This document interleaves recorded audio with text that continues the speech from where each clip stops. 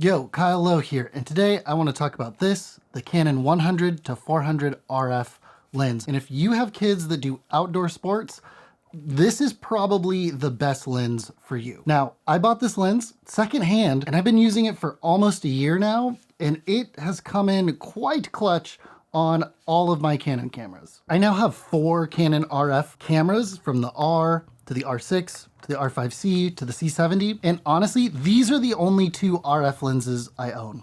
The 24 to 105 kind of kit lens, it goes from like a f4 to f7.1. Not great, but it's kind of my crash lens if I'm gonna be in any sketchy situations. That's kind of the lens I take with me. And this one. And I wasn't like looking for a long telephoto lens. In fact, it was my brother switching away from Canon, and he was selling this lens, and I was like, you know what? I'm gonna miss having access to this lens. So I told him I want to buy it when he was selling all this stuff.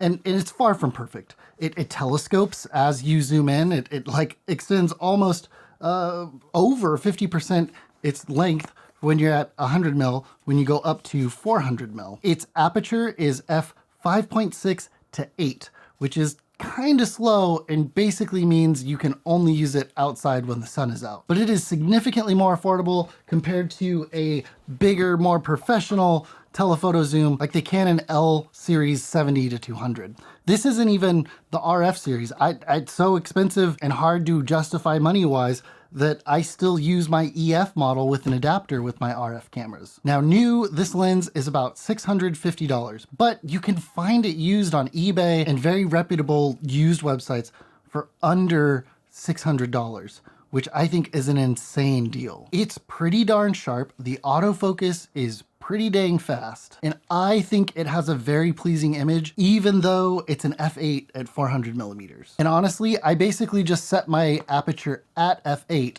so that it can kind of be just like a constant f8 all the way through the range. For video, it's not parfocal, so as you zoom in or zoom out, the focus is going to be different or wrong. But the Canon autofocus systems, especially on this R6 Mark II, is pretty quick. So if I do a quick zoom out, it'll follow the person that it's focusing on and kind of keep them in the frame pretty well. The main accessory I think is mandatory for this lens is the lens hood.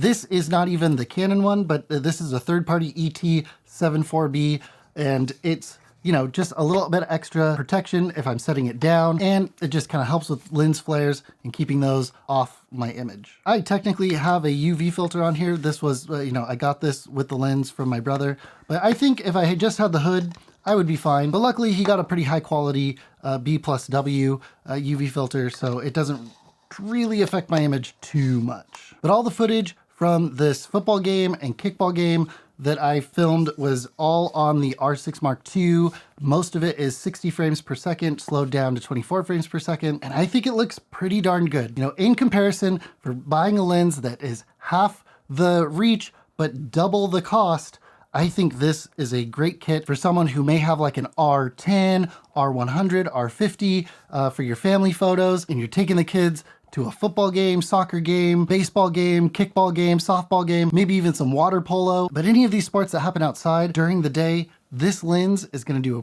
pretty darn good job, all things considered. Now, I don't have the means to do like super technical reviews, but if you're the kind of person like looking for a lens to see sharpness charts and stuff, you're probably not looking at this lens anyway. I think this is a great lens for a family camera, capture those kids in action in the sunlight. And even then, that kickball game, it was a very overcast day, and I think I was still able to get plenty of exposure for 4K at 60 frames per second. My shutter speed was 1/25 of a second, and I had plenty of light for exposure. In fact, I still had to put an ND filter on the lens to properly expose it at the base ISO of 800 for C-Log3. The lens also has built-in stabilization, so both for video and for photos, it's going to allow you to slow down your shutter speed just a little bit. You don't want to slow it down too much for sports, otherwise you will have some blurry action just from the movement of your subject.